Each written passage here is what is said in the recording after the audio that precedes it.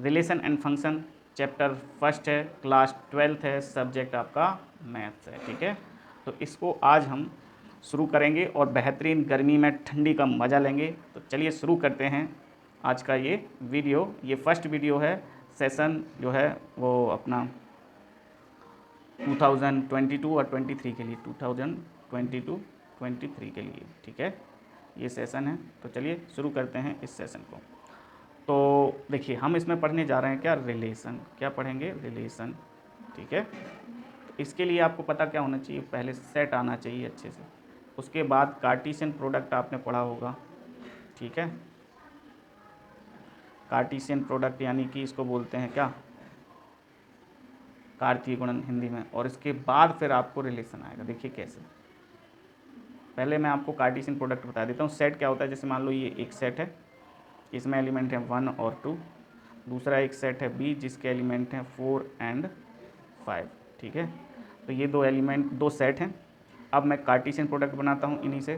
ठीक है, यानी कि कार्तीय गुणन बनाते हैं, तो ए क्रॉस बी हम इसको लिखेंगे। ठीक है, अब इस ब्रैकेट के अंदर कुछ ऑर्डर्ड पेयर आएंगे, यानी कि कुछ ब्रैकेट आएंगे, स्मॉल ब्रैकेट। तो देखिए ए क्रॉस बी मतलब पहले ए का एलिमेंट फिर बी का एलिमेंट। अगर बी क्रॉस ए होता तो पहले बी का आता फिर ए का। तो 1 और 4 ये हो गया ए और बी, ये ए बी की फॉर्म में चलेंगे, या एक्स वाई भी बोल सकते हैं। तो फिर 1 4 1 5 1 5, इसके बाद 2 4 है ना, और 2 5।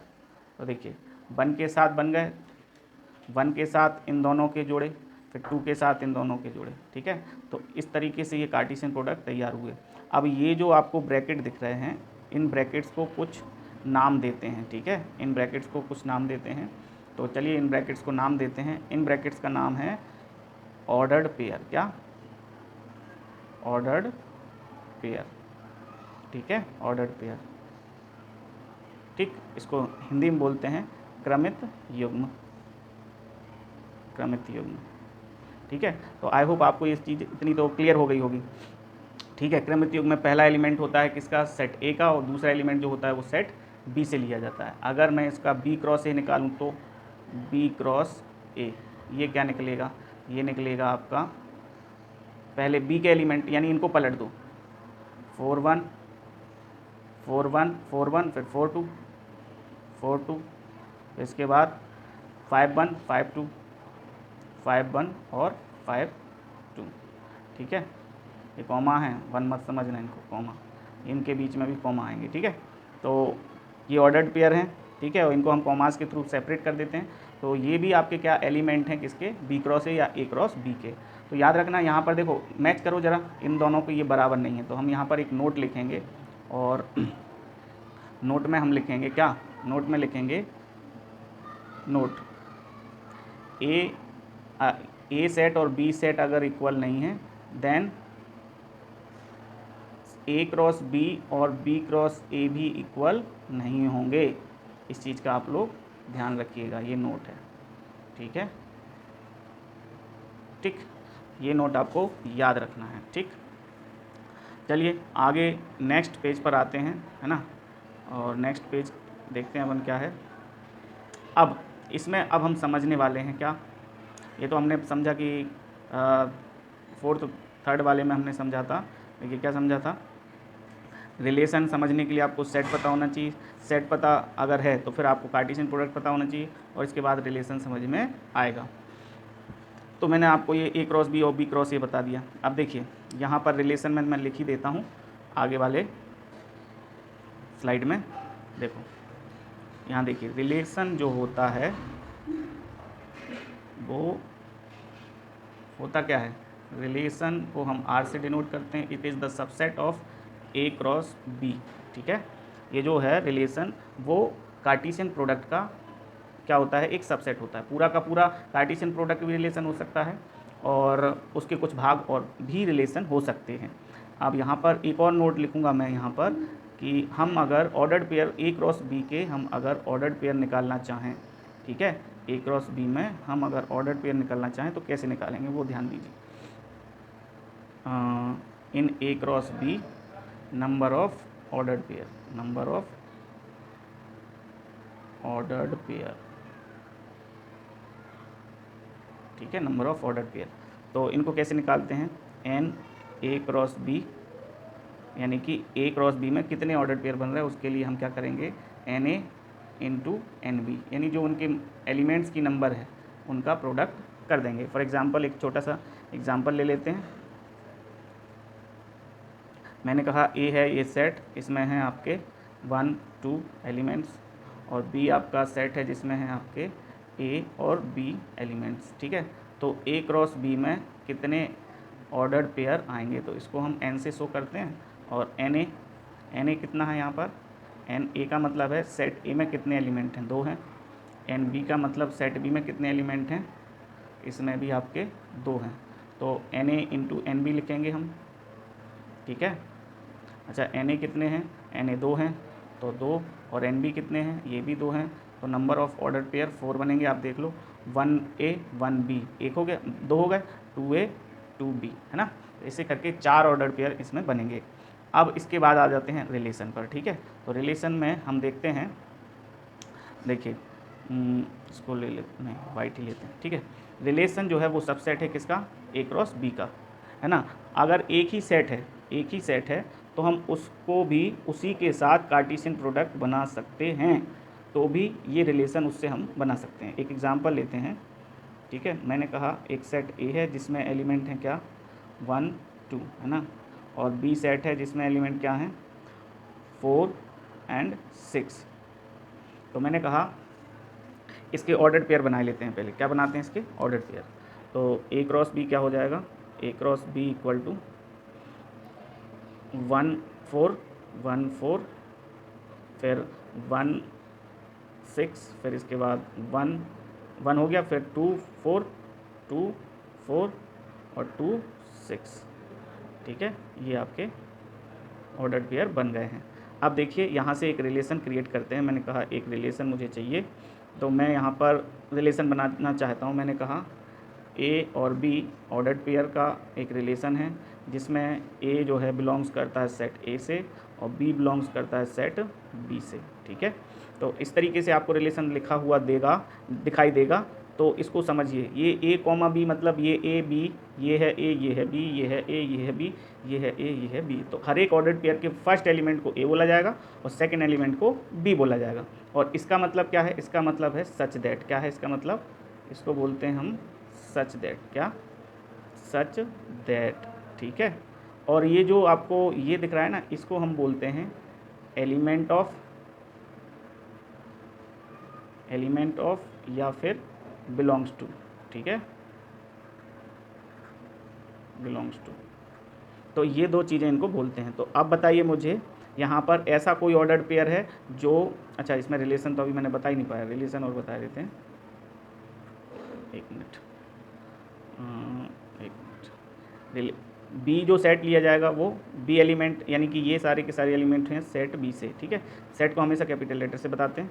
और मैंने कहा अब इनमें रिलेशन कैसा है, देखिए मैंने कहा बी जो है वो ए का 4 गुना है। तो ऐसा रिलेशन वाला यहाँ पर कोई सा भी ऑर्डर पेयर दिख रहा है क्या, जो कि बी यानी दूसरा, ए यानी पहले से 4 गुना है। तो एक ही ये वाला ऑर्डर पेयर दिख रहा है। कौन सा ऑर्डर पेयर दिख रहा है आपको, केवल ये वाला ऑर्डर पेयर दिख रहा है, केवल ये। तो हम यहाँ पर क्या लिख देंगे, R1 में केवल यही ऑर्डर पेयर आ जाएगा, यानी 1,4, ठीक है, 1,4। आपको ये चीज़, और हम इसको बंद कर देंगे, ठीक है। इसके बाद मैंने एक और बोला यहाँ पर, देखिए अब एक और रिलेशन हम यहाँ पर देखते हैं। एक और रिलेशन हम यहाँ पर क्या देखते हैं कि मैंने कहा R2 जो है वो कैसा रिलेशन है, ए कॉमा बी और A belongs to set A, such that का साइन लगा देते हैं, और B belongs to set B. और जो है इसमें रिलेशन क्या है कि बी जो है ऑलवेज ग्रेटर है ए से, ये रिलेशन आपको बताना है, ठीक है। तो यहाँ पर कोई है, मतलब बी मतलब दूसरा पहले से बड़ा है। तो आप यहाँ देखें, इसमें ये भी बड़ा है इससे, दूसरा बड़ा है पहले से, बी बड़ा है ए से, यहाँ भी बी बड़ा है ए से, यहाँ भी बी बड़ा है ए से। यानी कि आप देखेंगे तो पूरे के पूरे ऑर्डर पेयर आ गए इसमें, है ना। 1,4 आ गया, और 1,6 आ गया, और 2,4 आ गया, ठीक है, और 2,6 आ गया। तो अब यहाँ पर इस रिलेशन को ये रिलेशन देखिए पूरे के पूरे एलिमेंट आ गए किसके, ए क्रॉस बी के, यानी कि कार्टेशियन प्रोडक्ट के पूरे एलिमेंट आ गए। तो जो रिलेशन है वो कार्टेशियन प्रोडक्ट के इक्वल ही आ गया। इसका मतलब इस रिलेशन को हम आगे चल के एक नाम देंगे यूनिवर्सल रिलेशन। क्या, यूनिवर्सल रिलेशन, यूनिवर्सल रिलेशन। ठीक है, चलिए आगे बढ़ते हैं, नेक्स्ट पेज पर पहुंचते हैं। और देखिए अब हमने देख लिया कि रिलेशन को कैसे बताते हैं, रिलेशन को कैपिटल आर से लिखते हैं, ठीक है, और रिलेशन के कुछ एग्जांपल्स देख लिए। अब हम देख लेते हैं टाइप्स ऑफ रिलेशन। मैं आपको इसका पूरा बेसिक ख़त्म करता हूँ, फिर चलेंगे हम इसके एक्सरसाइज पर। Types of relation, types of relation, ठीक है। तो टाइप्स ऑफ रिलेशन में फर्स्ट रिलेशन जो होता है उसे हम बोलते हैं एम्प्टी या वॉइड रिलेशन, ठीक है, एम्प्टी रिलेशन या इसको वॉइड भी बोलते हैं, ठीक है।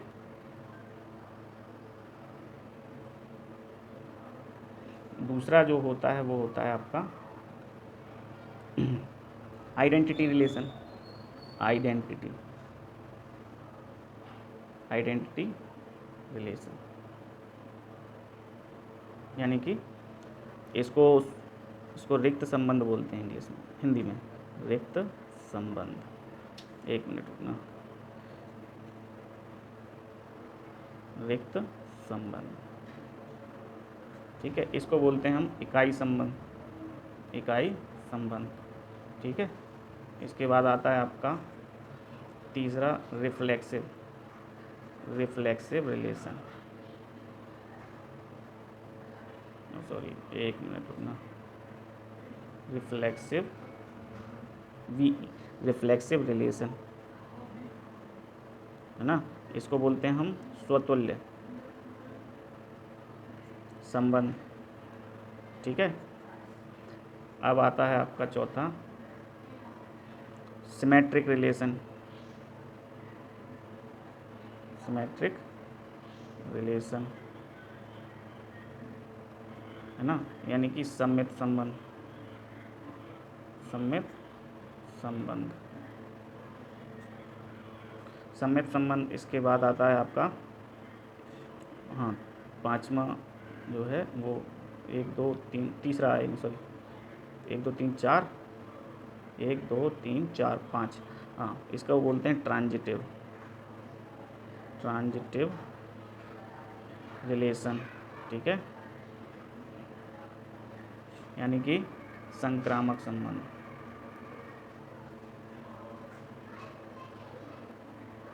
संक्रामक संबंध, ठीक है। अब इसके बाद अगर कोई रिलेशन, अगर कोई भी रिलेशन जो है वो अपना इन तीनों रिलेशन को फॉलो करे, इन तीनों को, ठीक है, इन तीनों को, कौन कौन से, स्वतुल्य, सम्मित, ठीक है, स्वतुल्य और सम्मित और संक्रामक, इनको अगर कोई रिलेशन फॉलो करता है तो उस रिलेशन को हम क्या बोलते हैं, उस रिलेशन को बोलते हैं हम नया रिलेशन, जिसको हम बोलते हैं इक्विवेलेंस रिलेशन, इक्विवेलेंस रिलेशन,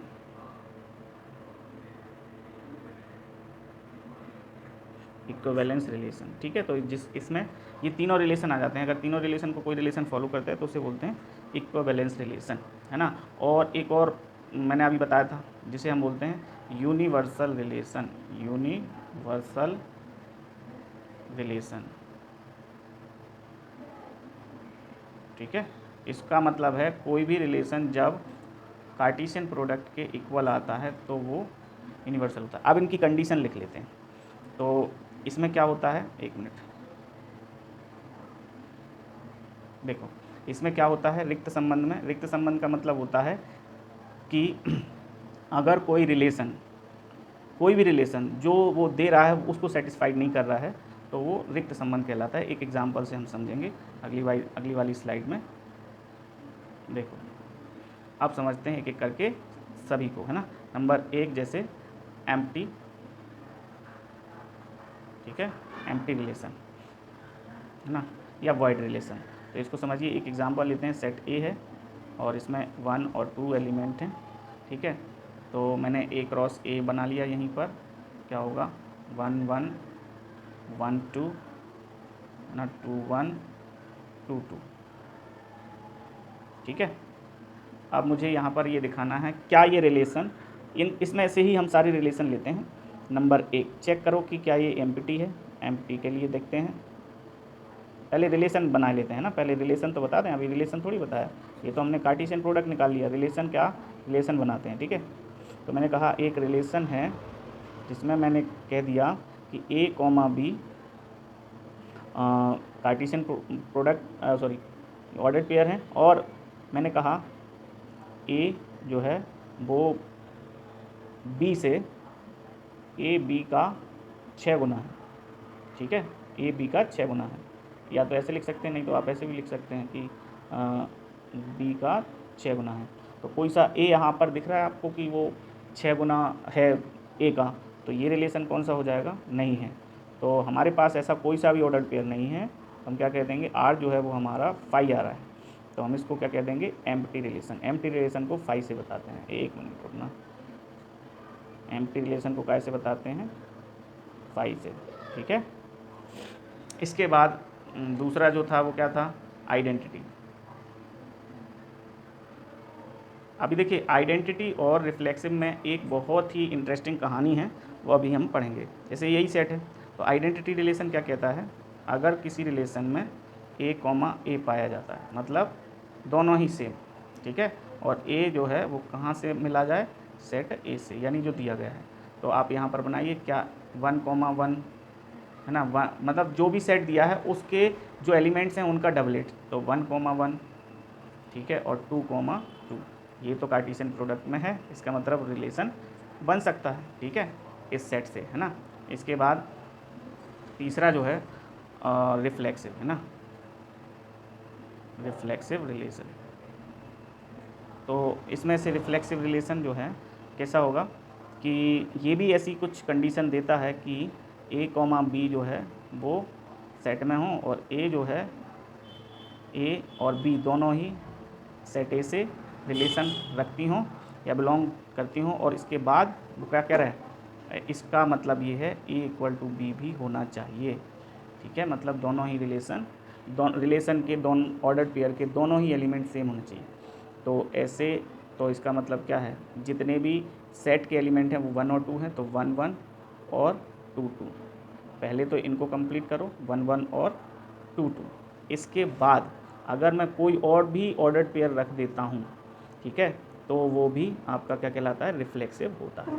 अभी देखो यहाँ पर अगर देखें, ये ए क्रॉस ए, तो ये ए क्रॉस ए में 1 1 भी, इसके एलिमेंट का डबलेट 1 1 भी है, और इसका एलिमेंट 2 का भी डबलेट है 2 2, तो एक्स्ट्रा ये 1 2 और 2 1 है, तो ये भी रिफ्लेक्सिव है।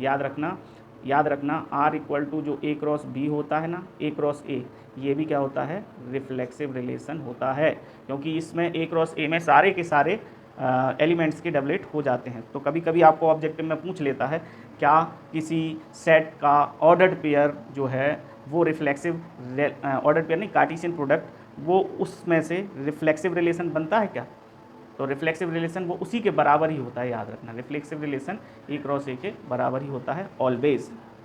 ठीक है, अब तीसरा जो है, तीसरा हो गया। चौथा हम अगले वाले पे देखते हैं, फोर्थ वाला रिलेशन, जो कि क्या कहलाता है हमारा, सिमेट्रिक, है ना, सिमेट्रिक। अच्छा, इस रिलेशन को बताने से पहले आइडेंटिटी और रिफ्लेक्सिव में संबंध बहुत ही अच्छे तरीके से मैं आपको बताता हूँ। देखो, आइडेंटिटी और रिफ्लेक्सिव, तो आइडेंटिटी में क्या आया था, केवल जो आपके एलिमेंट थे वही उन्हीं का डबलेट था, है ना, 1 1 एलिमेंट थे ना सेट में, तो उन्हीं का डबलेट था, क्योंकि सेट से, बिना सेट के तो बन ही नहीं सकता ना रिलेशन। ठीक है, ऐसे ही रिफ्लेक्सिव में क्या थे, 1 1 तो था ही, 2 2 था, ठीक है, लेकिन इसके अलावा एक्स्ट्रा भी आ जाते हैं, तो इसको हम क्या कहेंगे, इसको हम बोलेंगे वॉल्वो बस। कौन सी बस, वॉल्वो बस, जो केवल जितनी सीटें हैं उन पर ही बिठा लेगा, और ये हमारी रोडवेज होती है, इसमें एक्स्ट्रा भी चल जाते हैं। ठीक है, तो 1,2 भी चल जाएगा एक, ठीक है ना, तो 1,2 और भी चल जाते हैं। ठीक है, तो इसको हम कहते हैं क्या, रोडवेज या फिर पैसेंजर। ठीक है, क्या बोल देंगे, पैसेंजर गाड़ी। तो इस तरीके से जिसमें सीटें तो जितनी होती हैं वो तो फुल हो ही जाती हैं, उनके अलावा भी एक्स्ट्रा गैलरी में खड़े चले जाते हैं ऐसी बसों में। ठीक है, अब आते हैं सिमेट्रिक रिलेशन। तो सिमेट्रिक का मतलब क्या होता है, दर्पण में अपने आप को देखना, ठीक है, चाहे वो लेफ़्ट साइड, जैसे मान लो ये एक दर्पण है, इसमें कोई व्यक्ति ये खड़ा हुआ है, ठीक है, ये कोई व्यक्ति खड़ा है, ठीक है, तो इस व्यक्ति का ये है आपका कौन सा, यहाँ पर ये आँखें, ठीक है, तो ये होगा उसका लेफ़्ट हैंड और ये है राइट हैंड। तो यहाँ जो वही उसी का जो है ना छाया दिखाई देगी, तो कैसी दिखाई देगी, इसका लेफ़्ट जो है वो यहीं दिखाई देगा, है ना, और राइट जो है ना वो इधर दिखाई देगा, ठीक है। तो इसका मतलब क्या हुआ, RL और LR। तो ऐसा ही ये भी है, अगर किसी सेट में या किसी रिलेशन में ऐसे जोड़े पाए जाएं, A, B सेट उस रिलेशन में हो और B, A भी उस रिलेशन में हो, तो उसे हम क्या कहते हैं, उससे हम कह देते हैं कि वो सिमेट्रिक रिलेशन है, ठीक है। इसके बाद पांचवा जो था वो ट्रांजिटिव था, ट्रांजिटिव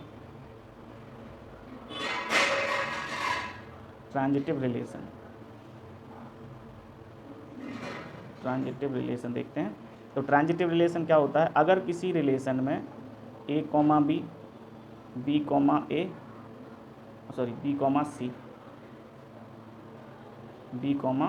C पाया जाता है, C पाया जाता है, तो उस रिलेशन में जो है क्या होना चाहिए, A, C भी होना चाहिए उस रिलेशन में, मतलब ये सारे के सारे होना चाहिए। अगर A, B और B, C है तो फिर ये भी होना चाहिए, ठीक है, तब जाके वो रिलेशन ट्रांजिटिव कहलाता है। इसका मतलब क्या है, जैसे एक एग्जांपल लेते हैं, सेट A है, इसमें 1, 2 एलिमेंट है ना।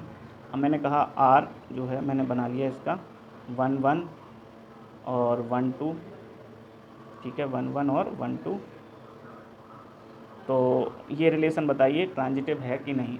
तो आप देखिए A, B यानी 1, 1, ये A है, ये B है, तो किसी भी सेट का अगर दूसरा एलिमेंट दूसरे किसी सेट का पहला एलिमेंट है, तो फिर एक ऐसा और ऑर्डर्ड पेयर होना चाहिए जिसमें पहले का फर्स्ट और दूसरे का सेकंड भी हो। तो हमने कहा A, B यानी पहले का दूसरा दूसरे सेट में पहला है, यानी B, C है, ठीक है। अब क्या A, C यानी कि 1, 2 वाला कोई इसमें ऑर्डर्ड पेयर है, तो हाँ, यही खुद A, C का भी पालन कर रहा है, तो ये ट्रांजिटिव रिलेशन है।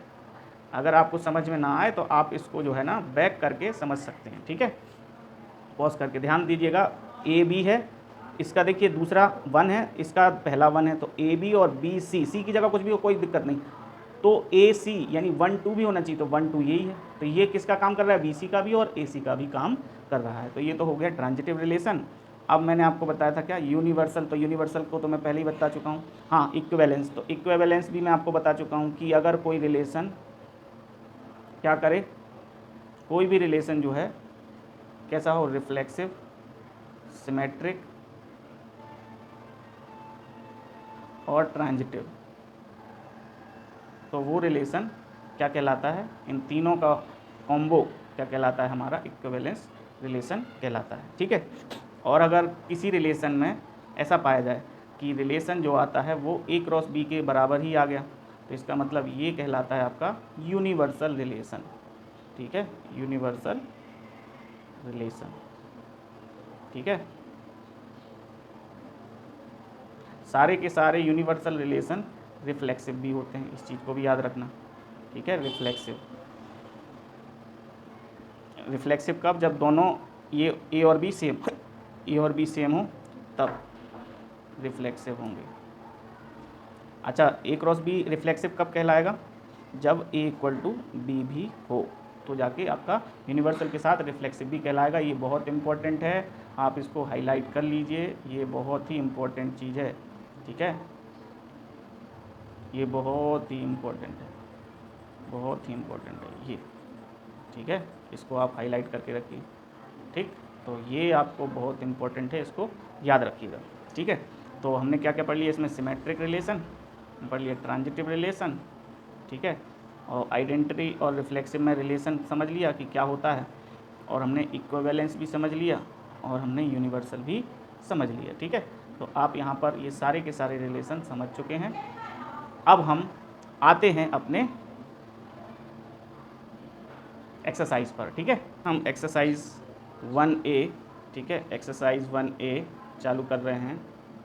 एक्सरसाइज 1A आरबी त्रिपाठी की इसका क्वेश्चन नंबर फर्स्ट जो है वो क्या कह रहा है, क्वेश्चन नंबर फर्स्ट में एक सेट है ए जिसके एलिमेंट हैं क्या 1 2 3 एंड 4, ठीक है। और इसी से एक रिलेशन बन रहा है, क्या बन रहा है रिलेशन बन रहा है कि ए कॉमा बी और ordered pair such that A B both belongs to set A and A divides B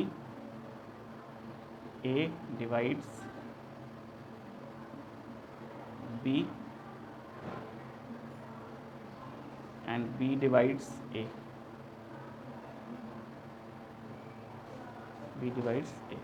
ठीक है। तो इसमें हम इस रिलेशन को कंप्लीट करते हैं। तो ऐसा कौन कौन से इसमें जो अवयव हैं, अच्छा ये भी बताना है कि ये जो रिलेशन है ये आइडेंटिटी है क्या, आइडेंटिटी यानी कि इकाई संबंध है कि नहीं है। तो हम इसको पहले इसको हम कंप्लीट करते हैं, इसकी सेटिस्फैक्शन इस रिलेशन की। कह रहा है ए डिवाइड करता है बी को, बी डिवाइड करता है ए को। तो ऐसे कौन से एलिमेंट्स हैं जो एक दूसरे को डिवाइड कर सकें, तो वो अपने आप के बराबर ही कोई भी नंबर एक दूसरे को डिवाइड कर सकती है, ठीक है। 2 2 कर सकती है, 3 3 कर सकती है, और 3 3, तो 3 3 कर सकते हैं, 4 4 कर सकते हैं, ठीक है।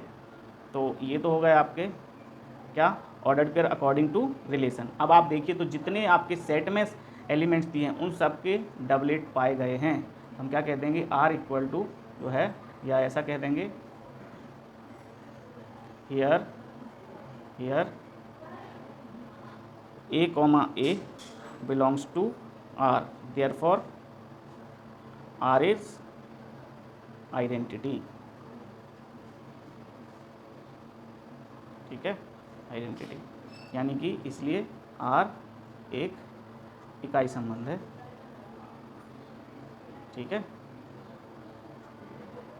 देखते हैं दूसरा क्वेश्चन यहीं पर।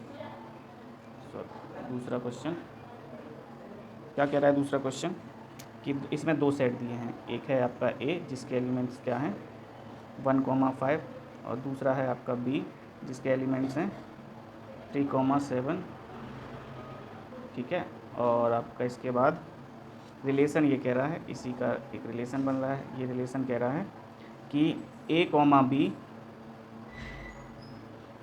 ऑर्डर्ड पेयर हैं such that A belongs to set A and B belongs to set B, ठीक है। और फिर कह रहा है and A minus B is the multiple of 4, multiple, ओ एक मिनट इसको रफ करना पड़ेगा, राइटिंग गड़बड़ आ गई इसमें। तो मल्टीपल ऑफ 4, इसको मैं ऐसे भी लिख सकता हूँ, और a माइनस बी जो है it is the multiple of 4, so multiple of 4, तो हम इसको ऐसे भी लिख सकते हैं 4 इंटू के की जगह 1 2 4 2 जा 4 5 जा ऐसे कर सकते हैं, ठीक है। तो यहाँ पर बनाते हैं इससे रिलेशन, इन दोनों सेट से है क्या ऐसा कोई, a माइनस बी करने पर a, इधर से a ले लो, इधर से b लेना है, इधर से a लेना है, इधर से b लेना है। तो मैंने कहा कि यहाँ पर 1 इसको बाद में लिखेंगे, पहले हम इसको सेटिस्फाइड करते हैं, चेक कर करके देखते हैं। Let a equal to 1 b equal to 3, then a minus B mean 1 minus 2 which is not equal to 4k, okay, as it is 1 7, a 1 b 7, so 1 minus 7 which is equal to minus 6 which is not equal to 4k। अब यहाँ देख रहे हो -6 जो है 4 का multiple होता ही नहीं है, या 6 भी नहीं होता। फिर देखते हैं हम 5 के साथ, if a equal to 5 and b equal to 3, so a minus b means 5 minus 3 which is equal to 2, this is also not a multiple of 4, okay, and last one is a equal to 5 b equal to 7, a equal to 5 b equal to 7, 1 3 it is completed, 1 3 हो गया, 1 7 हो गया, 1 7 हो गया, 5 3 हो गया, 5 3 हो गया, इसके बाद 5 7 5 7 वाला कर रहे हैं, ठीक है। तो सारे के सारे ऑर्डर पेयर हम लिख के देख रहे हैं, ठीक है। तो ए माइनस सॉरी एक मिनट,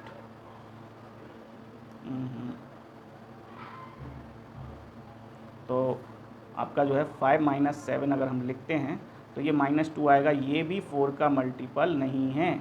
तो हमने क्या देखा, एक भी जो है ना रिलेशन को फॉलो नहीं कर रहा है, एक भी ऑर्डर पेयर जितने भी इससे बनेंगे ना A क्रॉस B से, वो एक भी ऑर्डर पेयर इसको फॉलो नहीं कर रहा है। तो हम क्या कह देंगे, हियर R इज एम्प्टी। और यही वो पूछ भी रहा था, अब वो पूछ रहा था कि रिलेशन एम्प्टी है या नहीं। सो R इज एम्प्टी, ओके, यानी कि यहाँ R रिक्त समुच्चय है, रिक्त समुच्चय है, ठीक है। ये मैंने आपको 2 क्वेश्चन करवा दिए हैं, बाकी आप लोग करके देखना।